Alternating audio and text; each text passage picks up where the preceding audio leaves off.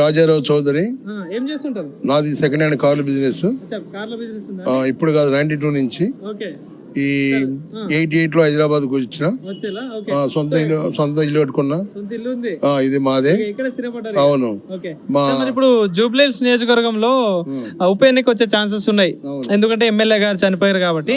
So ఈ ఉప ఎన్నికలో అటు కాంగ్రెస్ పార్టీ గెలవడానికి చాలా ప్రయత్నాలు చేస్తా ఉంది, ఇటు బీఆర్ఎస్ పార్టీ కావచ్చు, బీజేపీ కావచ్చు. సో ఎవరు గెలిచే ఛాన్సెస్ ఉంటాయి సార్ ఇక్కడ? నా ఒపీనియన్ ఏంటంటే యూత్ కాబట్టి నవీన్ యాదవ్ పెడితే గెలుస్తాడు. వీళ్ళు కాంగ్రెస్ వాళ్ళు కనుక సీట్ ఇవ్వకుండా కనుక వేరే వాళ్ళు కనుక ఇస్తే ఈ నవీన్ యాదవ్ తీసుకెళ్లి బీఆర్ఎస్ వాళ్ళు లాక్కుపోతారు. అప్పుడు అట్లా ఆయన యూత్ మీలాంటి యూత్ వాళ్ళు ఉండరు. ఆ యూత్ అంతకుముందు ఒకప్పుడు ఎంఎంఏలోగా ఉన్నప్పుడే ఆయనకి ఎక్కువ పర్సెంట్ వచ్చింది. అలాంటి కాబట్టి ఈ నవీన్ యాదవ్ 100% గెలుస్తాడు. ఒకవేళ ఈ సీట్ అయిపోతే మటుకు ఇక్కడ కాంగ్రెస్ పోతుంది, టీఆర్ఎస్ పోతుంది.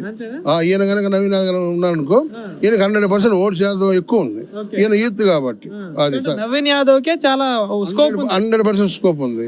ఎందుకంటే ఆ అబ్బాయి యూత్ కాబట్టి నలుగురితో ఫ్రీగా ఉంటాడు అట్లా.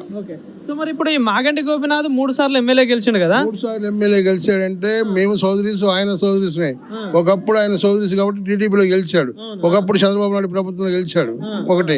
రెండోది, అప్పుడు మా టీడీపీ ఇక్కడ లేదు కాబట్టి టీఆర్ఎస్ లో జంప్ అయ్యాడు ఆయన. టీఆర్ఎస్ లో అప్పుడు గాలి దూరింది కాబట్టి టీఆర్ఎస్ లో జాయిన్ అయ్యాడు. తర్వాత సెకండ్ టైం కూడా టీఆర్ఎస్ గాలి దూరింది. ఇప్పుడు ఇంకా ఆయన ఇప్పుడు వాళ్ళు ఇంట్లో ఎవరు పెట్టినా కూడా గెలవరు.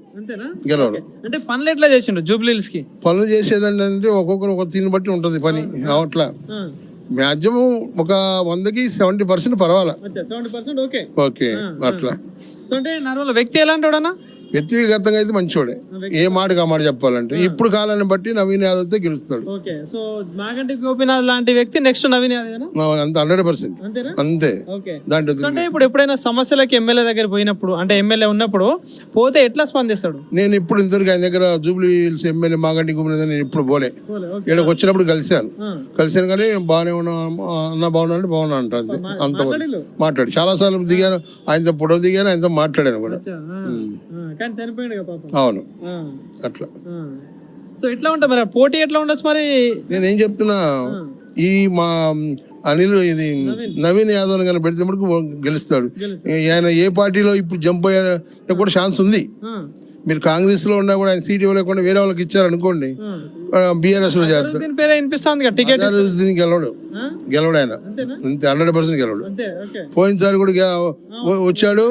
జనంలో యాక్టివ్ ఉండాలా, యూత్ గా ఉండాలా, మాట్లాడేది ఇది ఉండాలా అట్లా. సో బీజేపీలో ఉన్న దీపక్ రెడ్డి పరిస్థితి? దీపక్ రెడ్డి గెలవడు. ఒకవేళ గనక టీడీపీ నుంచి గనక హరికృష్ణ కూతురు గనక సువాసి గనక ఇస్తే ఆమె గెలుస్తుంది. మళ్ళా కాంగ్రెస్ ఉండే ఫిరోజ్ ఖాన్ పేరు కూడా వినిపిస్తుంది. ఫిరోజ్ ఖాన్ వచ్చినా ఎవరు వచ్చినా ముస్లింకి ఇక్కడ ఖైరతాబాద్ లో ఇది జూబ్లీస్ లో సీట్లు గెలవరు. కానీ బాబాయ్ ఇప్పుడు మన కాంగ్రెస్ ప్రభుత్వం వచ్చి 2 సంవత్సరాలు అవుతుంది కదా, మరి పాలన పరంగా కానీ పథకాలు అమలు చేసే విషయంలో ఎట్లా ఉంది మరి? ఆయన వాళ్ళు చెప్పారు ఒక్కొక్కటి చేసుకుంటూ వస్తున్నారు కానీ మాకెంతో రేషన్ కార్డు లేదు. నా వయసు 60 సంవత్సరాలు, నాకు పెన్షన్ లేదు. సో నిన్ననే ఏదో నల్గొండ సైడ్ పోయి 4వ తారీఖు రేషన్ కార్డులు అని పెట్టారు. ఎంతవరకు ఎర్రగడ్డలో ఒక్కరు కూడా మమ్మల్ని పలికించిన లేడు. ఎవరు ఉండారా? అదే ఎమ్మెల్యే లేకపోతే, కార్పొరేట్ లేకపోతే ఇల్లు ఉంటారు కదా కొంతమంది, వాళ్ళు ఇల్లు ఉంటారు కదా, ఒక్కడైనా ఉపయోగం ఉందా? లేదు. ఎందుకంటే ఉప ఎన్నిక వస్తుంది, ఇప్పుడు ఇస్తే గానీ ఓట్లు పడతాయి.